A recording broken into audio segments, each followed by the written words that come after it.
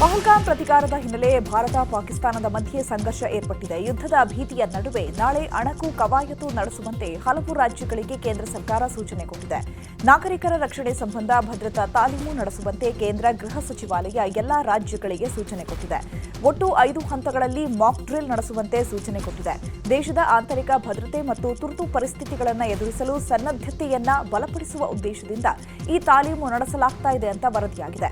54 ವರ್ಷದ ಬಳಿಕ ದೇಶದಲ್ಲಿ ರಕ್ಷಣಾ ಮಾಕ್ ಡ್ರಿಲ್ ನಡೆಸಲು ಕೇಂದ್ರ ಸರ್ಕಾರ ಸೂಚನೆ ಕೊಟ್ಟಿರುವುದು ವಿಶೇಷವಾಗಿದೆ. ಭಾರತ ಪಾಕಿಸ್ತಾನ ಮಧ್ಯೆ ಯುದ್ಧದ ಆತಂಕ ದಿನೇ ದಿನೇ ಹೆಚ್ಚಾಗ್ತಾ ಇದೆ. ಪಹಲ್ಗಾಮ್ ದಾಳಿ ನಂತರ ಪ್ರಧಾನಿ ಮೋದಿ ಸಭೆ ಮೇಲೆ ಸಭೆ ಮಾಡ್ತಾ ಇದ್ದಾರೆ.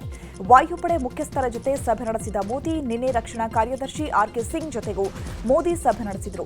ಮುಂದಿನ ಕಾರ್ಯಾಚರಣೆಯ ಬಗ್ಗೆ ಮೋದಿ ನಿರಂತರವಾಗಿ ಸೇನಾಪಡೆ ಜೊತೆ ಸಂಪರ್ಕದಲ್ಲಿದ್ದು ಗಡಿಯಲ್ಲಿನ ಪರಿಸ್ಥಿತಿ ಬಗ್ಗೆ ಮಾಹಿತಿ ಸಂಗ್ರಹ ಮಾಡ್ತಿದ್ದಾರೆ. ಅಲ್ಲದೆ ನಿನ್ನೆ ಸಂಜೆ ರಕ್ಷಣಾ ಸಲಹೆಗಾರ ಅಜಿತ್ ಧೋವೆಲ್ ಹಾಗೂ ಕಾಶ್ಮೀರ ಸಿಎಂ ಒಮರ್ ಅಬ್ದುಲ್ಲಾ ಕೂಡ ಪ್ರಧಾನಿ ನರೇಂದ್ರ ಮೋದಿಯನ್ನ ಭೇಟಿ ಮಾಡಿ ಚರ್ಚೆ ಮಾಡಿದ್ದಾರೆ.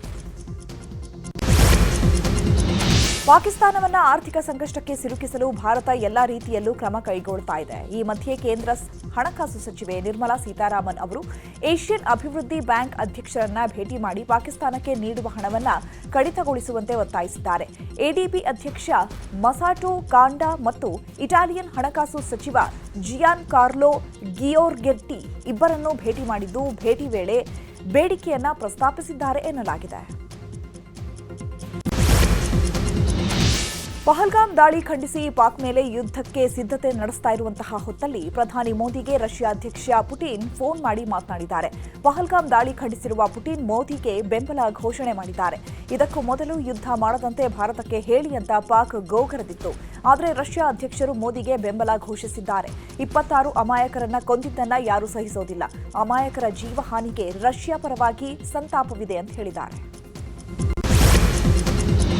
ಪಹಲ್ಗಾಮ್ ದಾಳಿಗೆ ಪ್ರತಿಕಾರಕ್ಕೆ ಕೌಂಟ್ಡೌನ್ ಶುರುವಾಗಿದೆ. ಪಾಕ್ ವಿರುದ್ಧ ಯುದ್ಧಕ್ಕೆ ಭಾರತ ಸಿದ್ಧತೆ ಮಾಡಿಕೊಂಡಿದೆ. ಇನ್ನು ಭಾರತದ ನಡೆಗೆ ಪತ್ರ ಕೊಟ್ಟಿರುವ ಪಾಕಿಸ್ತಾನ ತುರ್ತು ಸಂಸತ್ ಅಧಿವೇಶನ ಕರೆದಿದೆ.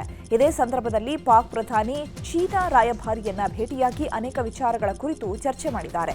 ಒಂದ್ ವೇಳೆ ಭಾರತ ಪಾಕ್ ಮೇಲೆ ದಾಳಿ ಮಾಡಿದರೆ ಯಾವ ರೀತಿಯಾಗಿ ಅದಕ್ಕೆ ಪ್ರತ್ಯುತ್ತರ ಕೊಡಬೇಕು, ದಾಳಿ ನಡೆದಾಗ ವಹಿಸಬೇಕಾದ ಮುನ್ನೆಚ್ಚರಿಕಾ ಕ್ರಮಗಳೇನು ಅನ್ನುವ ವಿಚಾರದ ಬಗ್ಗೆ ಚರ್ಚೆ ಮಾಡಲಾಗಿದೆ ಎನ್ನಲಾಗಿದೆ.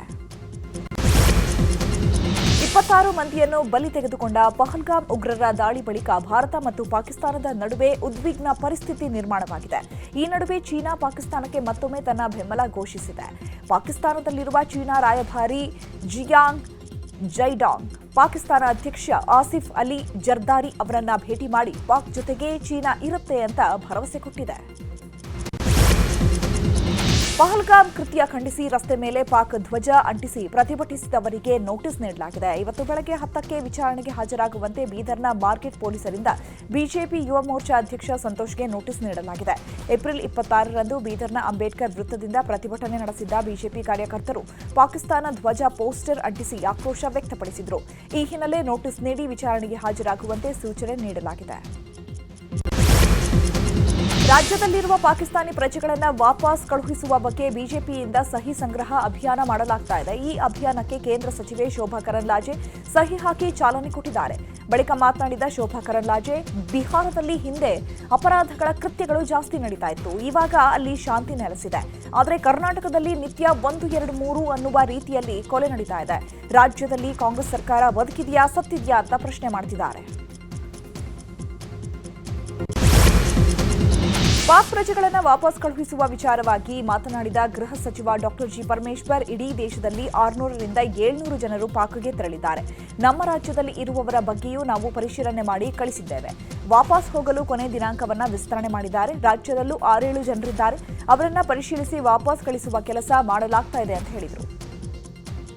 ಇನ್ನು ಇದೇ ವಿಚಾರವಾಗಿ ಕಲಬುರಗಿಯಲ್ಲಿ ಮಾತನಾಡಿದ ರಾಜ್ಯಸಭಾ ಸದಸ್ಯ ನಾಜಿರ್ ಹುಸೇನ್, ಭಾರತದಲ್ಲಿನ ಪಾಕ್ ಪ್ರಜೆಗಳನ್ನು ಹೊರಹಾಕೋ ಕೇಂದ್ರದ ನಿರ್ಧಾರ ಸ್ವಾಗತಾರ್ಹ. ಉಗ್ರರಿಗೆ ಪಾಕಿಸ್ತಾನದ ಸಪೋರ್ಟ್ ಇತ್ತು ಅನ್ನೋದು ಸಾಬೀತಾಗಿದೆ.